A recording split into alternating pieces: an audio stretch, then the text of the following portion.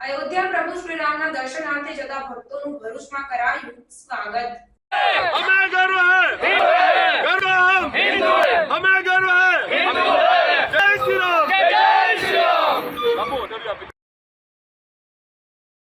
ભરૂચ જિલ્લામાંથી અયોધ્યા ખાતે વાયા બરોડા થઈને 28 કાર સેવકો અયોધ્યામાં પ્રભુ શ્રી રામચંદ્રજીના દર્શન કરવા ભરૂચથી અયોધ્યા જઈ રહ્યા છે, તો તેમનું ભરૂચ 7X ખાતે હિન્દુ ધર્મ સેના દ્વારા કાર સેવકોને દેવું કાઠી બાપુ અને NC રણા બાપુનું ફૂલહાર પહેરાવીને સ્વાગત કરવામાં આવ્યું।